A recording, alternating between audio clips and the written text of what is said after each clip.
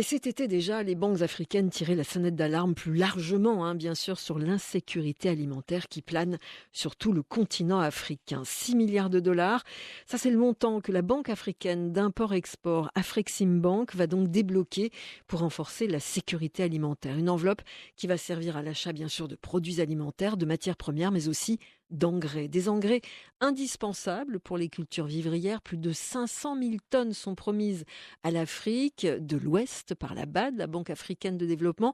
À noter que l'un des géants en la matière, l'OCP marocain, a annoncé cet été mettre à disposition 180 000 tonnes sous forme de dons à l'Éthiopie, au Rwanda par exemple, plus de 370 000 tonnes à prix réduit.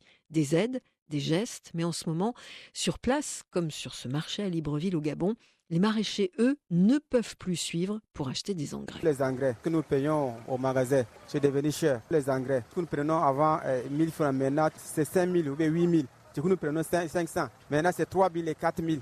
À l'époque, il y a de cela avant la guerre, à 20 000, entre 20 000 au plus 24 000. Mais il coûte maintenant à 50 000. Nous nous étonnons que c'est à cause de la guerre de l'Ukraine que les engrais coûtent cher. Et là, que va faire l'agriculteur? C'est d'augmenter le prix. Du coup, les engrais, cela devient très rare. On met ce que l'on peut. Le rendement, évidemment, est moindre. Alors, bien obligé d'augmenter les prix aux grandes dames des consommateurs. Les légumes sont trop chers.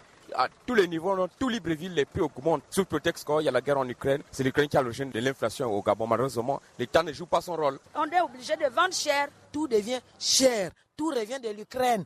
Bientôt, les légumes là vont quitter à l'Ukraine. Tout coûte cher. Selon les Nations Unies, la quantité d'engrais disponible dans le monde a presque diminué de moitié quand le coût de certains types d'engrais, lui, a presque triplé au cours des 12 derniers mois. Au Gabon, certaines coopératives d'agriculteurs ont pris les devants il y a longtemps avec des moyens locaux, voire même ancestraux. Nous utilisons beaucoup la fiente de poule qui nous revient de différentes fermes. Et nous avons aussi l'élevage de cochons qui nous fournit aussi le fumier de cochon. C'est ce qui fait que malgré les prix des engrais qui ont augmenté, nous continuons à mieux produire. Et puis un dernier mot avec l'AGRA, c'est l'Alliance pour une révolution verte en Afrique, organisation non gouvernementale. Elle promeut justement des solutions vertes sur tout le continent en estimant que c'est l'occasion aussi maintenant pour que les agriculteurs deviennent un petit peu plus autonomes par rapport à ce fameux engrais. À noter aussi sur le continent, l'inauguration, c'est au printemps dernier d'une énorme usine d'engrais au Nigeria. À terme, elle veut devenir leader pour que les pays africains, justement, réduisent leur dépendance face aux pays occidentaux.